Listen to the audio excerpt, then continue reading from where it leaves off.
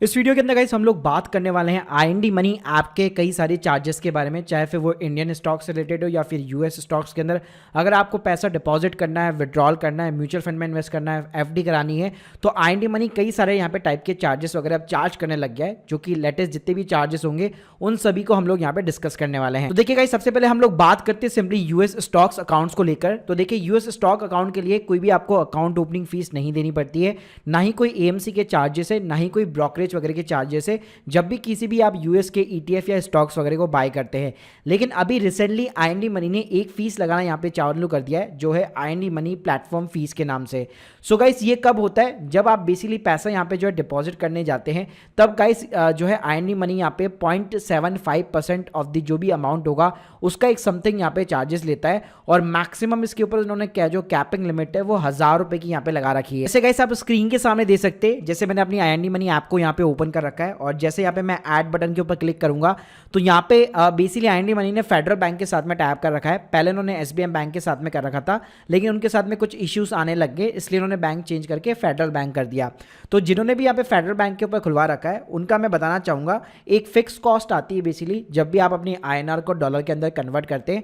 अगर आप traditional banks के साथ करते हैं, जैसे कि आईसीआईसीआई हो गया, एसबीआई हो गया, तो वहां पे आपका 1000 से 1500 रुपए एक फिक्स चार्जेस लग जाता है।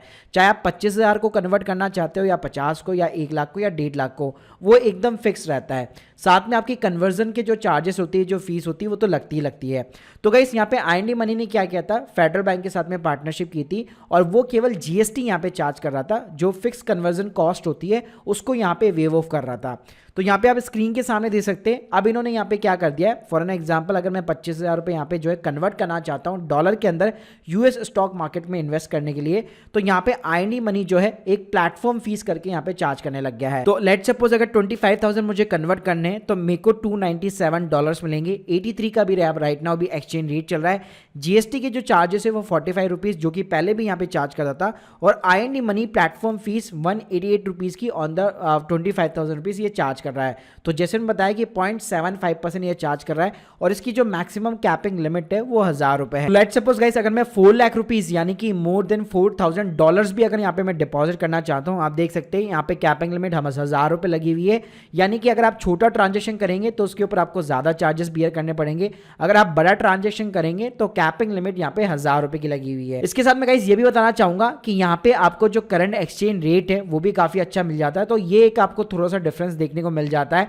बाकी आईएनडी मनी ने ये एडिशनल फीस लगाकर जितने भी छोटे मोटे इन्वेस्टर होते थे उनके ऊपर थोड़ा सा यहाँ पे बर्डन डाल दिया है। इसके अलावा गाइस अगर आप अपने यूएस डॉलर को यहाँ पे जो एनआर के अंदर कन्वर्ट करना चाहते हैं, यानी कि जब आप स्टॉक को सेल आउट करते हैं और आपके वॉलेट के अंदर बैलेंस पड़ा होता है, जब उसको विड्रॉल करना चाहते हैं, तो वहां पे पहले भी $5 की फीस लगती थी और अभी भी यहाँ पे वही same kind of the fees है। अब गाइस बात करते हैं इंडियन स्टॉक्स अकाउंट के बारे में। तो देखिए आईएनडी मनी ने यहाँ पे डीमेट अकाउंट की सुविधा भी जो है प्रोवाइड करना चालू कर दिया है। उसके ऊपर आप एक नया डीमेट अकाउंट ओपन करवा सकते हो, मतलब आप अपने दूसरों जो डीमेट अकाउंट्स होते हैं उनको कनेक्ट तो करवा ही सकते हो, ताकि आपकी वेल्थ यहाँ पे ट्रैक हो सके आईएनडी मनी ऐप के ऊपर। लेकिन उसके साथ में आपको ये और ऑप्शन प्रोवाइड करता है आईएनडी मनी कि अगर आप एक नया डीमेट अकाउंट खुलवाना चाहते हो तब भी आप इनके साथ में जा सकते हो।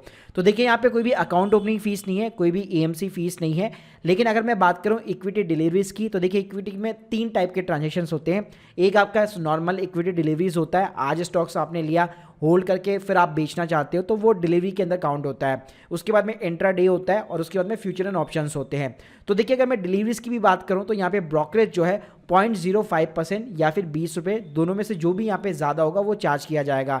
इसका मतलब है आपका जो भी ऑर्डर वैल्यू होगा उसका पहले 0.05% निकाला जाएगा, और मैक्सिमम केवल 20 रुपये तक आपसे यहाँ पे जो है पर ऑर्डर चार्ज किया जाएगा। इसके अलावा गाइस अगर मैं रेगुलेटरी यहाँ पे चार्जेस वगैरह की बात करूँ तो वो ऑलमोस्ट यहाँ पे सेम ही लगते हैं, चाहे आपका एसटीटी हो गया, स्टैम्प ड्यूटी वगैरह हो गया, या एक्सचेंज ट्रांजेक्शन चार्जेस हो गए। एक होता है गाइस आपका डीपी चार्जेस, यानी जब भी आप स्टॉक को सेल आउट करते हैं तो उस टाइम पे यहाँ पे जो है बेसिकली एक डीपी चार्जेस लगता है। तो यहाँ पे अगर मैं डीपी चार्जेस की बात करूँ तो 13.5 रुपीज पर स्क्रिप्ट यहाँ पे आपका डीपी चार्जेस लगता है। इसके अलावा गाइस अगर मैं म्यूचुअल फंड्स की बात करूँ तो यहाँ पे आईएनडी मनी आपको जो है डायरेक्ट जो म्यूचुअल फंड्स होते हैं, जो कमीशन फ्री म्यूचुअल फंड्स होते हैं, वो बेसिकली यहाँ पे ऑफर करता है। तो वहाँ पे उनका ऐसा कोई भी कमीशन या चार्जेस वगैरह नहीं रहता है। आप चाहे तो डेली बेसिस पे एसआईपी वगैरह कर सकते हैं, वहाँ पे भी कोई दिक्कत नहीं है।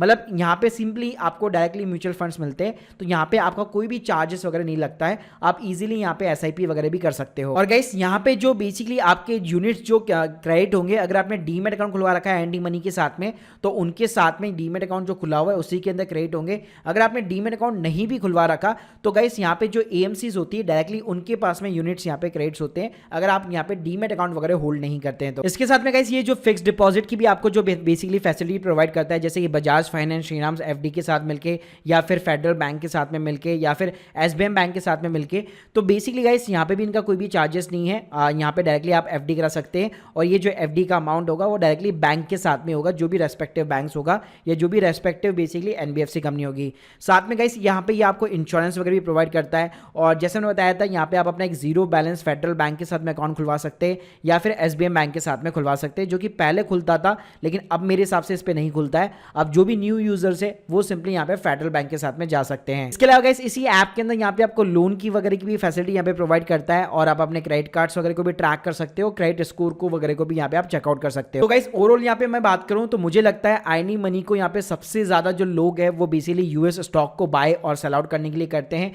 और यहाँ पे का चेंजेस ये है कि इन्होंने यहाँ पे प्लेटफॉर्म फीस लगा दी है। अगर इसका मैं सिंपली कंपेयर करूँ दूसरे प्लेटफॉर्म के साथ में, जैसे कि वेस्टेड के साथ में, तो गाइस वेस्टेड ने भी अपने कुछ प्राइसिंग के अंदर यहाँ पे चेंजेस किए, जैसे कि उन्होंने यहाँ पे एक वन टाइम फीस यहाँ पे अकाउंट ओपनिंग फीस यहाँ पे लेना चालू कर दिया है। बाकी विड्रॉल फीस उनकी भी $5 है, और जो डिपॉजिट फीस है उनकी कोई फीस नहीं लगती, लेकिन आपको ट्रेडिशनल बैंक जैसे एक्सिस हो गया या फिर एसबीआई वगैरह हो गया या फिर आईसीसी हो गया वो आपको यूज में लेने पड़ेंगे। फेडरल बैंक जैसी कोई भी यहाँ पे आपको सुविधा वगैरह प्रोवाइड नहीं करता है।